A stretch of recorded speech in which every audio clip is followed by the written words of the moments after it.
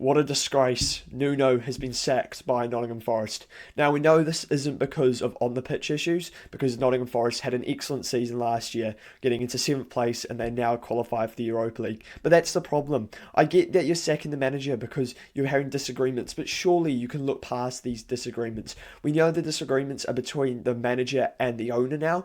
It was sort of hinted that maybe it was just the manager and Edu, who's the new sporting director, but it's probably becoming apparent now. There's more of an issue between Nuno and the owner.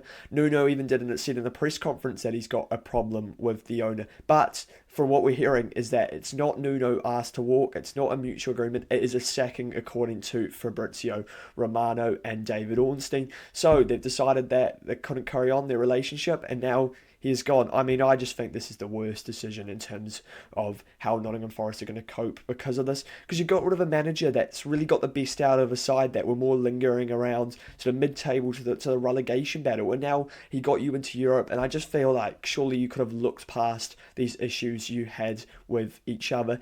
Edu obviously came in, and apparently there's been massive disagreement between him and Nuno. But surely if you're going to relieve one of their duties, it's Edu. I know Edu's only come in recently, but if you're going to get rid of one, I would have got rid of Edu because Edu hasn't proven himself with Nottingham Forest.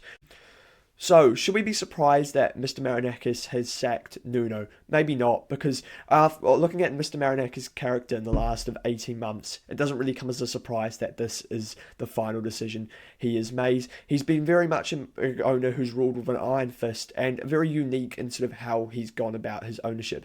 As you can see in this photo, when Nottingham Forest were confirmed for Europe, he would complain because they only got a 2-2 draw against Leicester because it potentially cost them Champions League, which it did. And this was the reaction he got for getting them into Europe for the last 30 years. In my opinion, absolutely disgusting, considering how much of an achievement he'd actually done up to that point. But I'd actually be interested to know from Nottingham Forest fans, what is your perspective on this? And do you like Mr. Marinakis as an owner? Because I know a lot of people sort of appreciate how he seems to care about the club a lot, which he still does, I'm sure about that. But do you sort of see how he's gone about this as the wrong way? Or do you think, you know what, if he's is having disagreements with the owner, then you should get rid of him? I'm personally on the side that you're just going to get into a working relationship. You've got to accept that maybe you disagree on stuff. But Nuno is a quality coach, as we've seen, and he absolutely suits this team down to a T. I mean, just look at it. Look at the team that Nuno's constructed, which is just so perfect for how he wants to play. He's got pace on the break, like Hudson-Odoi and Dan Ndoye, very similar to what he did at Wolves. He's got Wood, who's basically Raul Jimenez. He's got Gibbs-White, who can feed in Wood. He can feed Hudson-Odoi, he can feed Dan Ndoye. Then he's got 2 brilliant midfielders for his system, and Anderson and Sangare. You can also play Ryan Yates there. He's also signed Douglas Luiz. Players that just suit Nottingham Forest and how he wants to play perfectly. You've got Milinkovic and Murillo, who are brilliant at just in a low block defending, and he's just really made this team sort of his own and how you'd expect to play. If I had to pick a worse fit for this team, as I've just said Nuno's the best fit, it's probably Ange, because Ange is almost the opposite of Nuno. Nuno set teams in a low block, and he hits the team on the break, and it's very effective for his sort of players when he has the right squad. What Ange is going to do is the exact opposite. He's going to come in and get everyone to come up on the halfway line, play really attacking football with players that are more suited to a counter-attacking system. I mean, Milinkovic on the halfway line just would never work, and it will eventually cost Nottingham Forest, and I think it would be one of the worst appointments. I also could really see this happening because Ange is very much friends with Marinakis, as you can see from this photo, and it's because Ange is Greek descent and they've sort of got to know each other quite well, apparently. And I think that may resolve maybe the off-the-pitch issues that the managers have, that they've had together, Marinakis and Nuno. But I think it creates more issues because then Marinakis will be unwilling to sack Ange Postecoglou. This would be one of the worst appointments I think they can make, and I think it would almost drag them into the relegation zone. I think it would be that bad.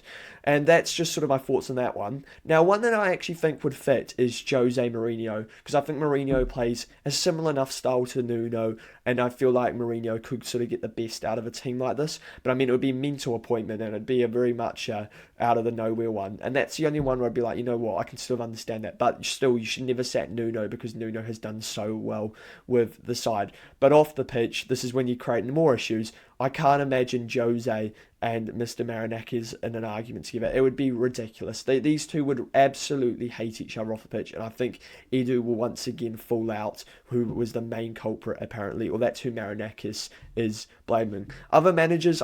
So where does this leave Nuno?